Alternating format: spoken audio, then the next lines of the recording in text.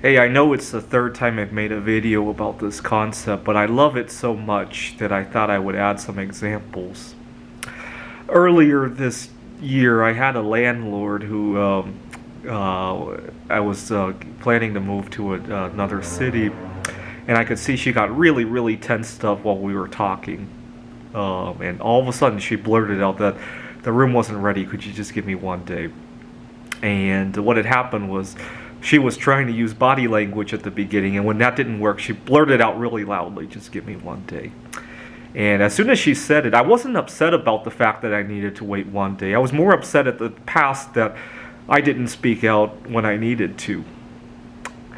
When I first got my driver's license, I got into a fender bender that first week I had my license because I was getting ready to parallel park in front of my mom's business. She used to own a restaurant in the city.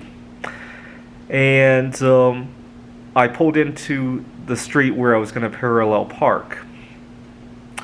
And I was in luck, or I thought I was in luck, because the guy behind the spot where I was going to park, he was sitting in his car, and I thought he could watch for me, and he would honk his horn if I got too close. So I was parking away, and I was slowly backing into the space. I didn't hear his horn, so I thought, oh no, there's no way I could have that much space. And I kept backing. I still didn't hear a horn, and then I kept backing. Boom! And he didn't realize he was gonna watch for me. I didn't ask him to. And it turned out he was distracted with something else. I think he was talking on his cell phone. This was 12 years ago, when the idea of using your cell phone while driving wasn't nearly as taboo, and plus he was stopped anyhow.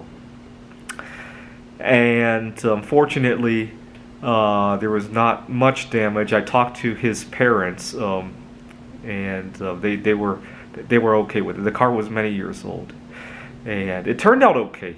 We ended up striking a friendship, myself and the kid who was driving the car behind me. This was back in the days when we were using AOL Instant Messaging. I don't think Facebook was not nearly as popular back then.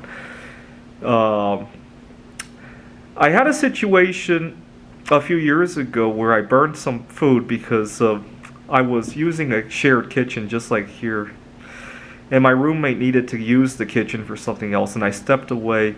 I have social anxiety. And I just assumed that my roommate would turn off the stove when my food was ready. And she was in there for a lot longer than I had expected. And she didn't turn it off. She let food burn and inhale all that smoke. I don't know what she was thinking. I don't know what I was thinking. I should have said, I'm going to step out. Could you turn it down when it's done? And I had a client who had fallen behind on paying me, and I think I didn't put my foot down quick enough. I mean, I often let her pay many times in arrears, and as a result, she got comfortable with that, and then we got locked down over COVID. And couldn't go to and then her Venmo didn't work or whatever. I think at the beginning I didn't put my foot down soon enough, and eventually it made it harder to do that. I got my money eventually, but it became such a big headache. I ended up spending almost as many hours collecting the money as I originally did working, so it still felt like a ripoff. Anyway, just give me one day, right? Next time, just give me the money now, right? Just could you please watch my car? You know, I just got my license 2 weeks ago, right? It could have been that easy, right?